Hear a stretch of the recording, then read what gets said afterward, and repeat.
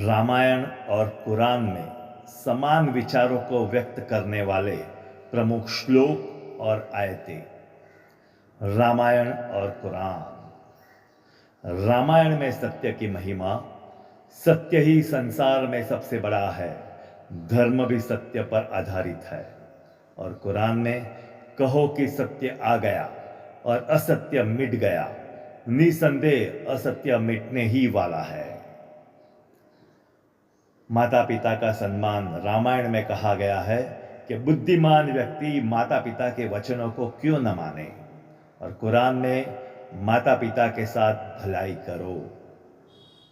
बुरे कर्मों का दंड रामायण में कहा गया है, पाप का फल निश्चित है, धर्म का फल महान होता है। कुरान में जो कोई भी राय के दाने बराबर भी बुराई करेगा उसे उसका फल मिलेगा। दान और परोपकार रामायण में कहा गया है, दान सभी प्राणियों के लिए हितकारी होता है। कुरान में कहा गया है, नमाज कायम करो और जकात दो।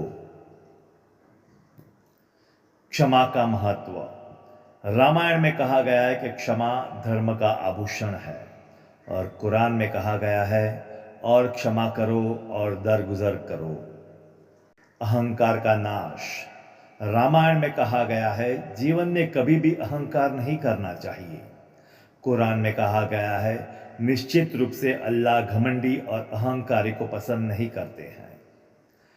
परिश्रम और कर्म करो और फल की चिंता मत करो। कुरान में कहा गया है, मनुष्य के लिए वही है जिसके लिए वह प्रयास करता है।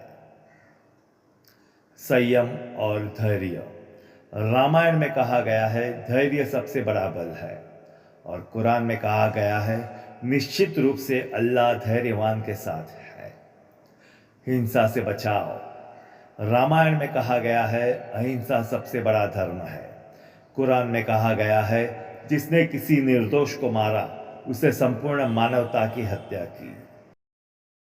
प्रेम और सौहार्द रामायण में कहा गया है, सभी सुखी रहे, सभी स्वस्थ रहे, और कुरान में हमने तुम्हें जाति और समुदाय में बांटा ताकि तुम एक दूसरे को जानो और प्रेम करो।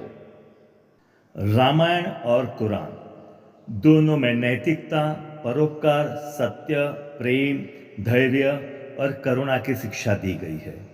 इन दोनों ग्रंथ का संदेश यही है कि मनुष्य को अच्छे कर्म करने चाहिए और जीवन को सत्य व धर्म के मार्ग पर चलाना चाहिए।